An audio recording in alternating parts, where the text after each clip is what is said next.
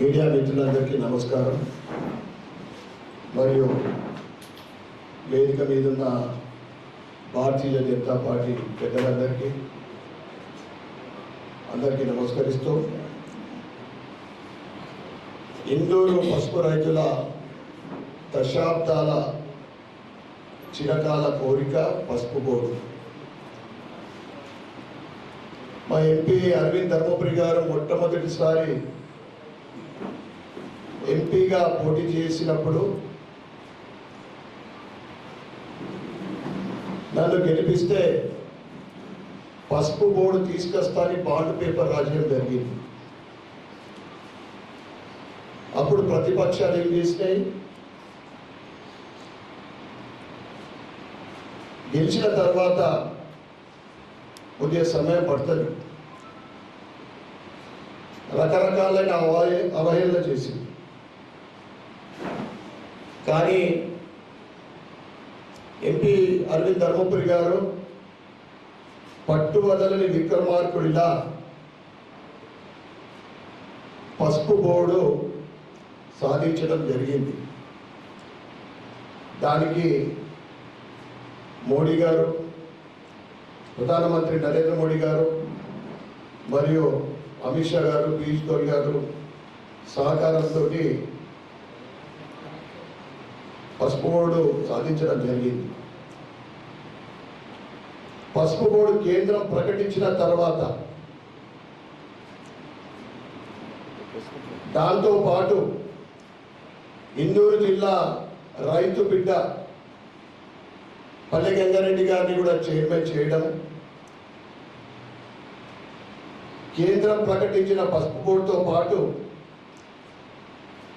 పల్లె గంగారెడ్డి గారిని చైర్మన్ చేసి దానికి ప్రతిపక్షాలు ఓర్వలేక పసుపు బోర్డు కార్యాలయం ఎక్కడా అని మళ్ళీ విషయం కక్కుతా ఉన్నారు. వాళ్ళందరి కళ్ళు చెదిరేలా రేపు 29వ తారీఖున రాజకీయ చతురుడు, చాణక్యుడు, కేంద్ర హోంశాఖ మంత్రి అమిత్ షా గారి చేతుల మీదుగా ఇందూరు నగరంలో వినాయక్ నగర్ ప్రాంగణంలో పసుపు బోర్డు కార్యాలయం ప్రారంభం కాబోతా ఉంది. తర్వాత పాలిటెక్నిక్ గ్రౌండ్లో రైతు సమ్మేళనం, రైతు మహాసభ, అందరూ కూడా రైతు బాగుండాలి అని కోరుకునే వాళ్ళం. ఎందుకంటే రైతు బాగుంటే మనం బాగుంటాం, దేశం బాగుంటుంది. కనుక ఆ రైతు సమ్మేళనానికి ప్రతి ఒక్కరు కూడా ఆ సభకు మద్దతిస్తూ మరియు అరవింద్ ధర్మపురి గారు సాధించిన పసుపు బోర్డుకు కృతజ్ఞతలు, అదేవిధంగా మోడీ గారి, అమిత్ షా గారికి కూడా నిజామాబాద్ ఇందూరు జిల్లా తరఫు నుండి ధన్యవాదాలు చెప్పుకోవడానికి ఆ భారీ బహిరంగ సభ ఇది ఒక చారిత్రాత్మక ఘటం. ఇందూరు జిల్లాలో, ఇందూరు నగరంలో పసుపు బోర్డు కార్యాలయం అంటే దేశం నలుమూలల నుండి ఆ కార్యాలయానికి రావడము ఒక కేంద్ర బిందువు అవుతుంది ఇందూరు భవిష్యత్తులో. ఇది కేవలము